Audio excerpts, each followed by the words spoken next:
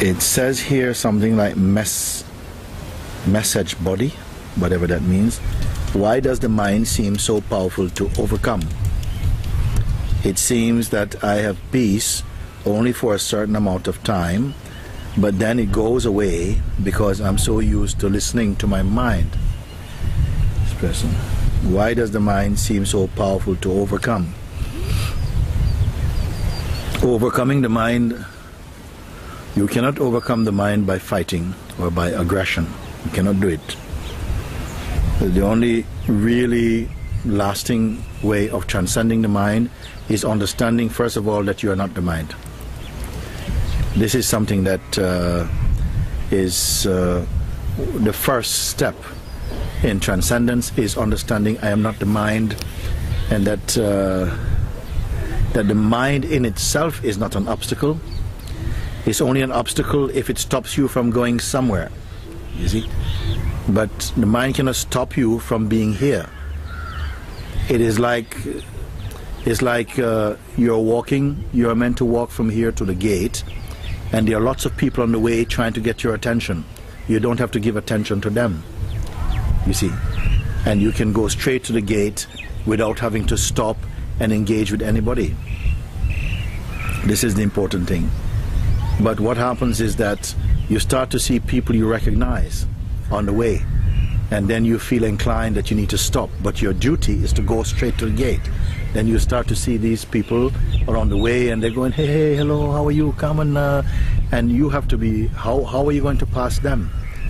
Because you feel compelled to give attention to them. So how are you going to get to that place with your composure? You cannot do it if you're going to give attention to each one that you see. So this is what it means to overcome.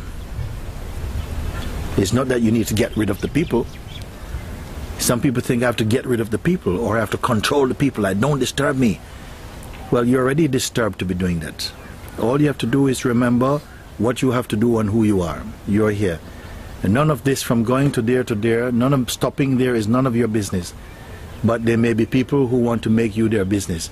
But you have to say, no, I need just to go straight to the gate. That's all.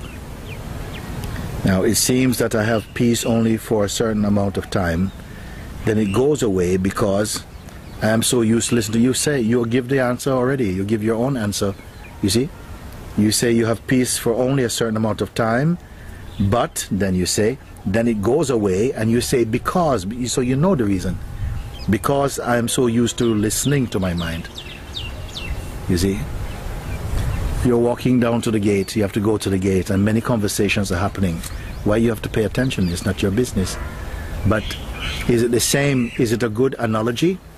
Is it a good metaphor for the mind and ourselves? Maybe not completely, because all these people are saying something about you. If all these people that you're passing from here to the gate are speaking only amongst themselves about different things, then you are not so easy, you're not bothered about it. But if they're saying something about you, then you are interested. And if you're interested, you will not make it straight to the gate. This is what he's saying. You say, because I'm so used to listening to my mind. And how can you not listen to your mind? Well, because the one that they are speaking about is not really you. So first thing, if you're walking from here to the gate, a distance of 50 meters, can you get there without being distracted? So you're walking to the gate and you see lots of people talking amongst themselves on the way. So no trouble, because nothing personal. The next one, you're going the same distance, but people are talking about you. Yeah, I think look at him, you think he's so good. Can you walk with the same detachment? Something wants to listen, because it's personal, it's about you. So you're very likely, even if you don't go to each one, you're still disturbed if you walk straight, because you are participating in your mind. Then the third thing is what thing? What is the third option? The third option is what?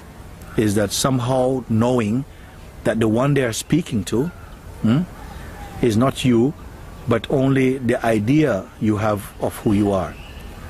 Some idea about you. It's almost like a mask. They are speaking about the mask. but you know you're not the mask. So then you're not distracted.